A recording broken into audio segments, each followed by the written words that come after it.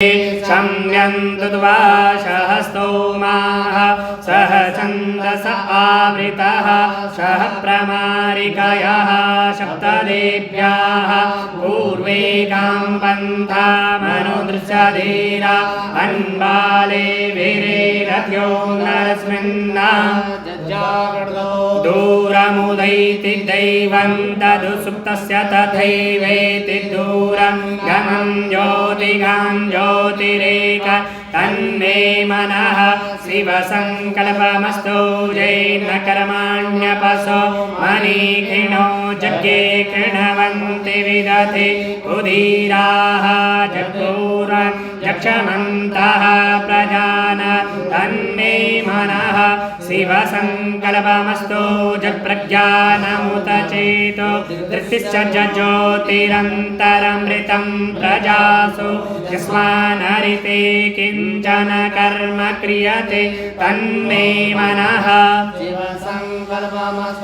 येनेदं भूतं भुवनं भविष्यत्परिगृहे तममृतेन सर्वं वा येन यज्ञस्तायते सप्तहोता तन्मे मनः शिवसङ्कल्पमस्तु यस्मिन् ऋचः सामजजुगुंखि यस्मिन् प्रतिष्ठिता रथना आविवाराः यस्मिंश्चितगुं सर्वमोतं प्रजान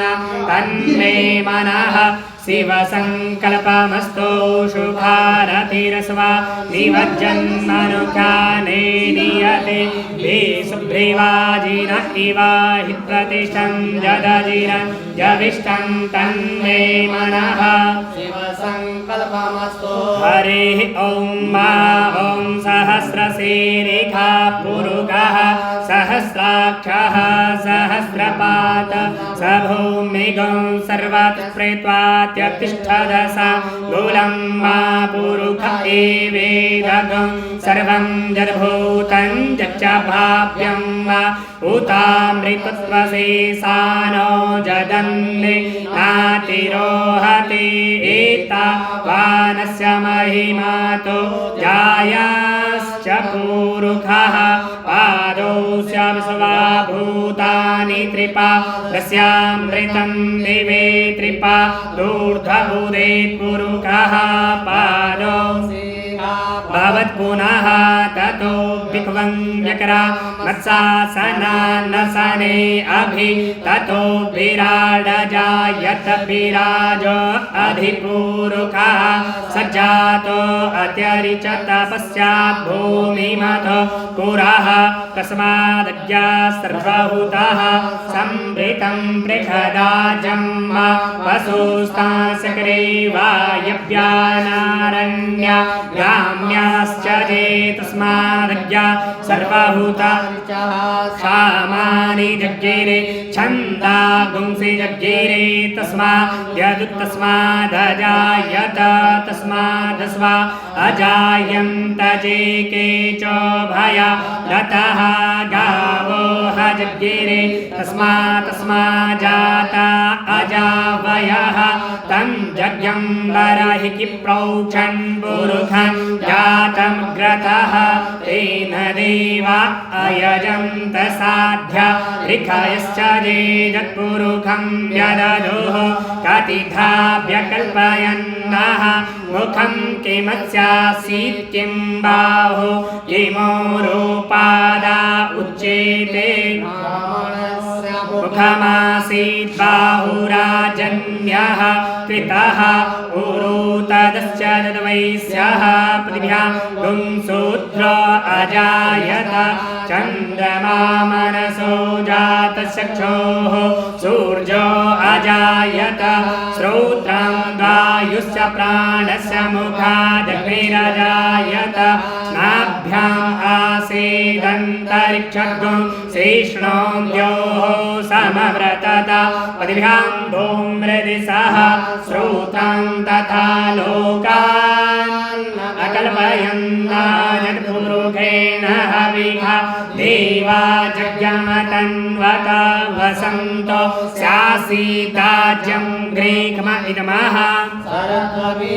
सप्तास्यासन् परिधयस्त्रीः सप्तसमिदः कृताः देवा जज्जनं तन्दान अभद्रन् पुरुखं वसुं वा जगदेन जिग्नमयजन्त देवास्तानि धर्मा विप्रथमान्यासन्ना तेहनाकं महिमानः सचन्तजत्र पूर्वे साध्याः सन्ति देवाः अद्भ्यः संवृतः पृथवे रसास्य विश्वकर्मणः समव्रतताग्रे तस्य तुष्टा विदद्रजु तमेति तन्व्रतस्य देवत्वमा जानमग्रे वेदाहमेत पुरुखं महन्तमा तमसः परस्तात् तमेव विदित्वा तिमृत्युमेति नान्यः पन्था विद्यते यनाय प्रजापतिश्चरति गर्भे अन्तर्जायमानो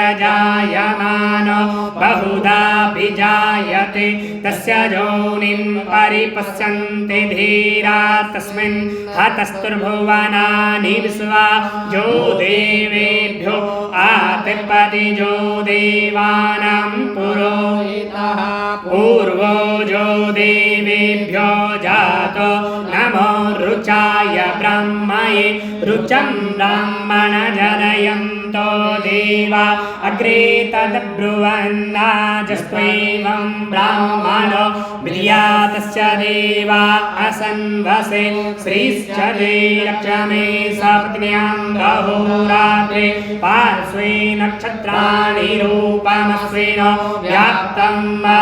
सन्निधानं सर्वलोकम् अपि हरिः ॐ आसुः शिशानो मृगभो नमेम घनः जोभणसर्गणीर्नाम शङ्क्रन्दनो निमिख एकवीरः शतगुंसेना अजयत्साकमिन्द्रः शङ्क्रन्दनेन निमिखेण जिष्णुना जुत्कारेण दुश्चवरेण दृष्णुना तदिन्द्रेण जयत तत्सहध्वं जोधो नर इकुवस्तेन विष्णा स इकुवस्तेः स निखङ्गे विव्यसे स गुं सृष्टा सयुध इन्द्र गणेन स गुं सृष्टा जित्सोमपा बाहु श्रद्धग्रधन्वा प्रतिहिता वीरस्ता बृहस्पते आमित्रा अपवाधमानः प्रभञ्जन्त सेनाः प्रवीणो जुधा जयन्नस्माकमेद्य वितारथानां बलविज्ञायस्तवीरप्रवीरः सहस्वान्वाजे सहमान उग्रः अभिवीरो अभिसत्वा सहूजा चैत्रमिन्दरथमातिष्ठ गोवित गोत्रविदं व्रजबाहु जयन्तमज्मं प्रवीणन्तमौजसा इमगुं सजाता अनुवीरयध्वमिन्दगुं सखायो अनुसगुं रमध्वं मा अभिगोत्राणि सागाहमानोदयो वीरः सतमन्युरिन्द्रः दुश्चवनः पृतनाथाढ्यजुजोऽस्माकगुंसेन अवतु प्रयुत्सो इन्द्र आसामेता बृहस्पतिर्दक्षिणा जज्ञः पुर एतु सोमः देवशेषानाम् अभिभञ्जतीनां जयन्तीनां मरुतो जन्तुग्रं वा इन्द्रस्य विष्णो वरुणस्य राज्ञा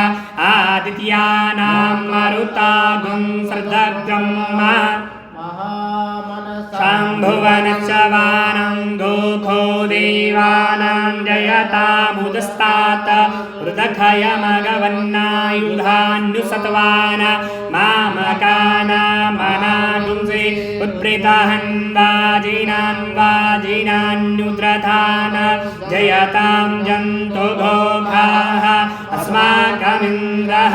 समृते कुध्वजेस्माकं जायिखवस्ता जयन्तो अस्माकं वीरा उतरे भवन्तु स्माकुदेवा अवताहवेको